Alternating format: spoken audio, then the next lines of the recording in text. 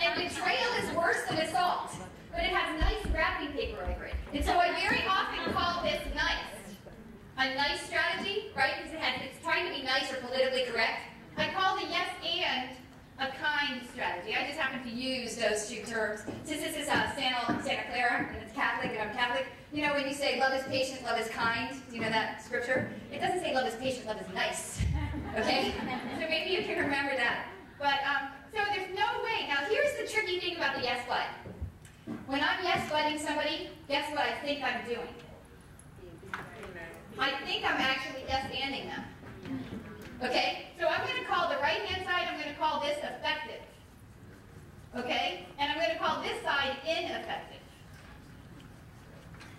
Okay? Now, I also call this side arrogant, and I call this side humble. And I even have two distinctions here. I have, if I'm knowing, that's just normal arrogance. If I'm yes-butting, now that's severe arrogance. Okay? And here's the example. I talked to my friend, she says, my husband, he apologized to me, but I think I'm more mad at him. How come? And I said, oh, what did he say? He said, I'm sorry, but it wasn't my fault. Okay? So why don't you all sit down and we'll continue. Thank you very much for standing so long. But what he's doing when he says, yes, I'm sorry, but it wasn't my fault. I said, how much madder are you at him? And she says, about 2 times. I said, well, you have 2 problems, but before you only had 1. Okay? The same problem still exists, but he's created another one. He thinks he solved the first problem. Okay? And that becomes your second problem. Now, if you think you solved a problem, it's very hard to continue to seek a solution. And so you're putting yourself in a pretty big bind. Now, it turns out, you see these 2 yeses? They mean something, and the no's mean something. And I'm going to show you what that means in psychological terms. And I hope this works. So as human beings, we do 2 things when we interact. We intake information, okay? So something goes in, and then we make some kind of sense out of it, and the technical term for that I use is encode. Okay? So I intake information and then I encode. So let's say I'm doing a no strategy. Okay? Or I could say respond instead of encode. Let's say I'm doing no. Did I intake any information? No, I pretty much didn't. I just already responded with a pre-existing, a predetermined response, right? I didn't learn anything. How about when I yes and? Intaking is the yes, so it's either yes or no. And then encoding is either and or but. What do I do with the information that I have? So if I'm no, there's no chance of doing anything with it because I never got it. If I'm yes-anding, I'm getting the information and I'm creating something great. I'm co-creating something great, as you experience in the yes and. When I'm yes-butting, I'm going to give it just a little check because I don't really intake very much information. I'm almost pretending and giving it lip service because I've already decided in advance I'm not going to do anything with it. I'm going to throw it away. You see that? And so even though I'm saying yes, this is how I'm fooling myself. I'm not actually intaking very much information at all, even though I think I might be, because of what I'm focused on is my intention of throwing it away or coming up with an excuse. And so one of the things I like to talk about on this side is that on this side here, try to get a different color, black. This side, I'm actually changing me. Do you see how I'm changing me? I'm either going to learn something from you, or I'm going to be ready to be updated by your information or by you, or I'm going to be ready to be inspired by you, right? Here, I'm not interested in changing me. I'm only interested in changing you.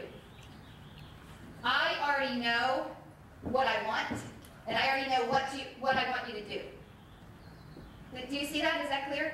So that's another distinction. So we have effective, ineffective, humble, arrogant. We have changing me versus changing you. That's all underneath the iceberg.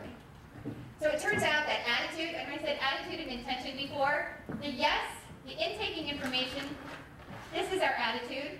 the encoding information is actually called their intention. And so remember what we had a little conversation earlier? I wanted sushi. What did I do? I communicated to people what I wanted, that I was ready to respond. So I went all the way to what I call my modifiability.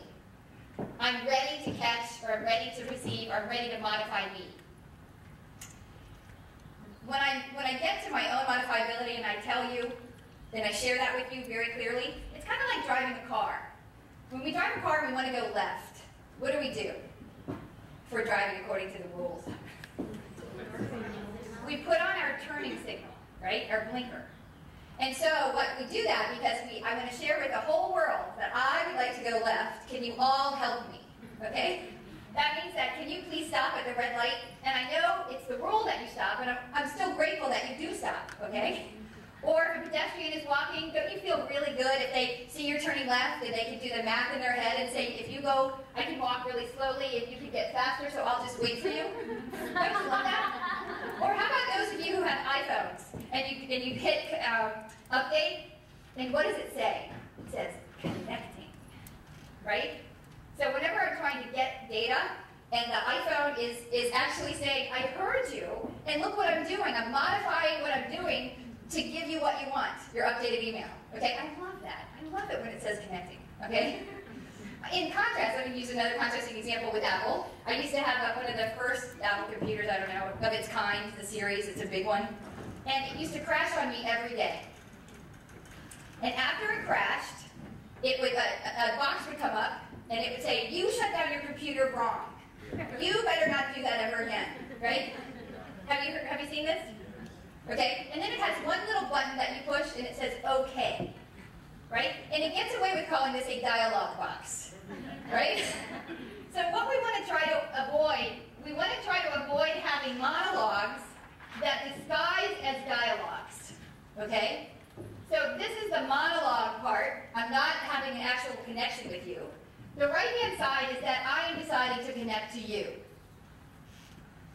Okay, so this is more like the iPhone, and this is more like my old computer. Right? And by the way, you know when we point our fingers at other people? Have you noticed that these three fingers are pointing at you? Yeah? And so there's the problem, but guess what? The solution is actually in me. So what I'd like to do, based on this exercise that we did here, you know how you converted somebody else into liking you from not liking you? And moreover, you converted yourself from not liking somebody to liking them. Okay? That's the magic. It's really about what do I have to do and how do I have to be in order for me to like you more. Okay? You might want to write that down because it's a little confusing, right? Yes? Well, my problem is if the person that is continuing and answering with yes, but how can I change? Because for me, trying to pursue him or her, it feels kind of, I make a joke out of myself, because what I didn't understand that there is a hidden, that he's not ready to deliver, and I'm continuing pursuing him. So at a certain point, I kind of just pull So you want to give an example? And I'll play the other person?